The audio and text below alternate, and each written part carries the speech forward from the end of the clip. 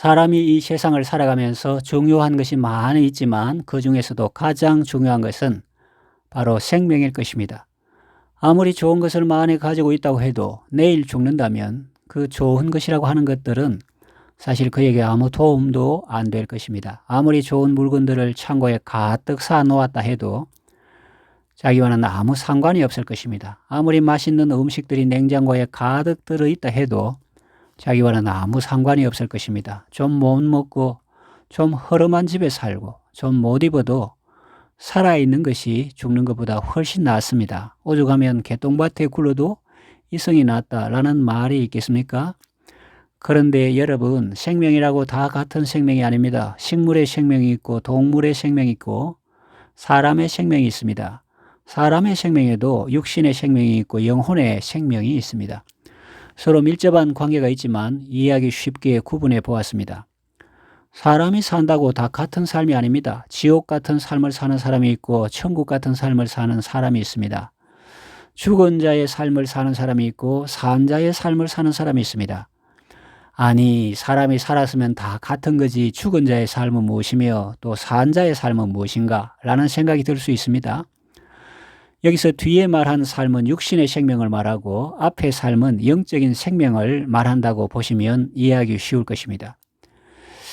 육신적으로 잘 먹고 잘 살고 번지르르하고 화려한 삶을 살아도 영적으로 죽은 삶이 있다는 것입니다. 그런가 하면 육신적으로는 잘 못 먹고 가난하고 병들고 초라한 삶을 살아도 영적으로 산 삶이 있다는 것입니다. 그것은 부자와 나사로 이야기에 잘 나타나 있습니다. 부자는 대궐 같은 집에 살면서 홍포를 입고 날마다 호화롭게 잔치하며 인생을 즐깁니다. 그와 대조적으로 나사로라는 거지는 부자의 대문 앞에 있는데 병들고 굶주리며 초라한 삶을 살고 있습니다. 그러나 영적으로는 완전히 반대입니다. 부자는 하나님을 알고 하나님과 교제하는 이 영적인 면에 대해서는 완전히 죽은 자와 같습니다. 아무 반응도 없고 느낌도 없습니다. 반성도 없고 회개도 없습니다.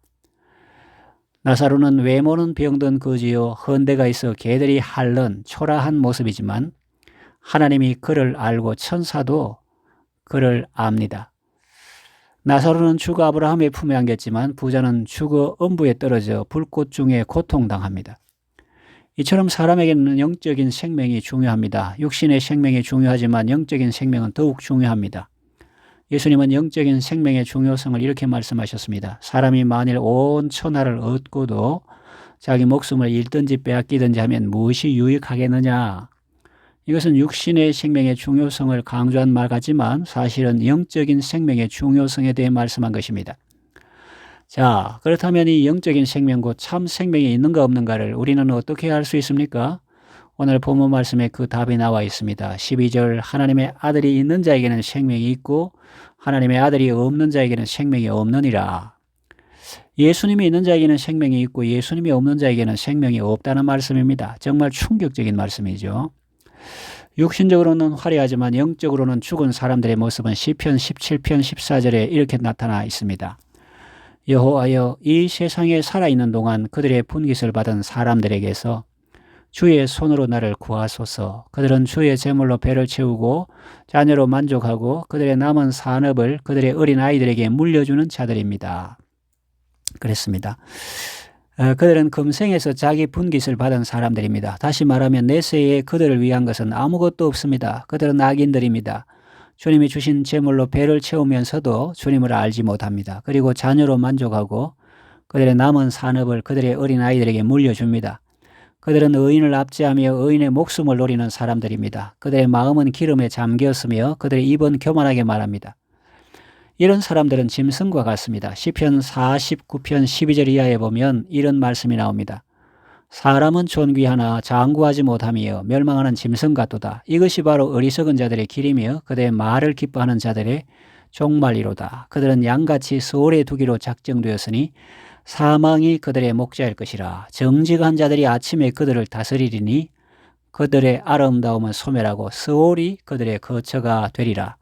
사람이 치부하여 그의 집에 영광이 더할 때에 너는 두려워하지 말지어다. 그가 죽음에 가져가는 것이 없고 그의 영광이 그를 따라 내려가지 못함이로다.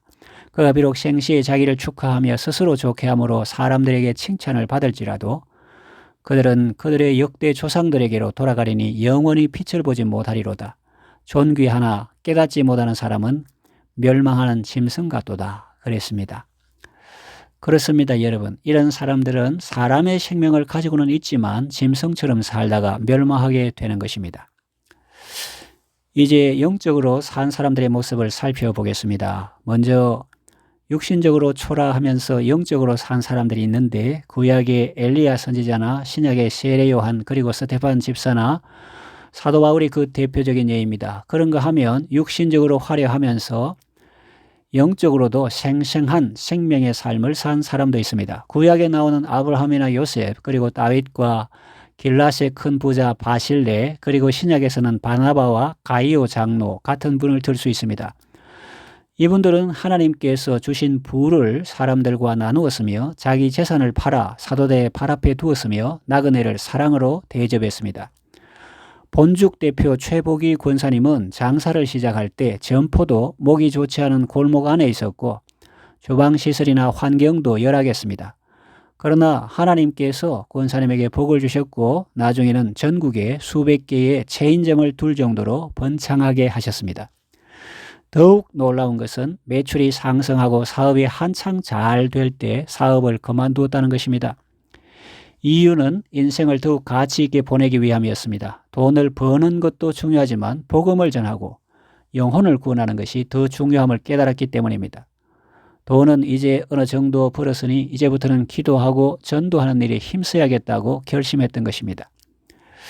어느 날 길을 가다가 불쌍한 사람을 보고 그에게 돈을 주려다가 그를 정말 도와주는 것이 어떻게 하는 것일까를 깊이 고민하게 됩니다. 그래서 결국 그 가난한 부부를 위해서 점포를 차려주고 거기서 장사만 성실하게 잘하면 얼마든지 부부가 생활할 수 있도록 해주었습니다.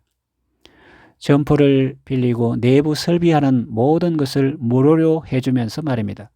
그분들이 이렇게 해줄 수 있었던 이유는 하나님의 생명이 그들 안에 있었기 때문입니다. 겉모습만 보고 신앙의 성패를 쉽게 속단해서는 안 됩니다.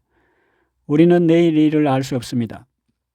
불행이나 요행함도 내 뜻대로 할 수 있는 것이 아닙니다. 우리 신앙의 가치는 외부적으로 사업이 잘 되고 매출이 증가하고 화려한 삶을 사는 것으로 측정되는 것이 아닙니다. 영적으로 살아있는 사람이 육신적인 생명도 건강하고 왕성할 수 있지만 그렇지 않을 수도 있기 때문입니다. 나사로 같은 삶이 무가치하고 의미 없는 삶이라고 할 수는 없습니다. 사도 바울은 몸이 약하고 말도 시원치 않고 몸에 질병도 있기 때문에 그는 가치 없는 삶을 살았다고 말할 수 없습니다. 가치 없는 삶을 산 것이 아니라 참으로 가치 있고 의미 있는 삶을 살았습니다. 내가 아삽처럼 의인으로서 고난을 받으며 산다고 무가치한 삶을 사는 것이 아니고 다윗처럼 늙도록 부하고 존귀하게 산다고 그 자체가 참된 가치는 아닙니다. 우리의 진정한 가치는 가난하든지 부하든지 내 몸에서 그리스도가 존귀하게 되는 것이고 내 안에 그리스도가 사는 것입니다. 이제 말씀을 정리하며 맺으려고 합니다. 하나님의 아들이 있는 자에게는 생명이 있습니다. 하나님의 아들이 없는 자에게는 생명이 없습니다. 예수님은 우리의 생명입니다. 세상 모든 것을 다 가졌다 해도 예수님이 없으면 그는 아무것도 없는 사람입니다. 그러나 가진 것이 아무것도 없어도 예수님이 있으면 그는 모든 것을 가진 사람입니다. 우리의 전부가 되시고 우리의 생명이 되시는 예수님을 마음의 주로 모시고 하나님의 생명으로 가득한 건강하고 복된 삶을 사시기를 바랍니다.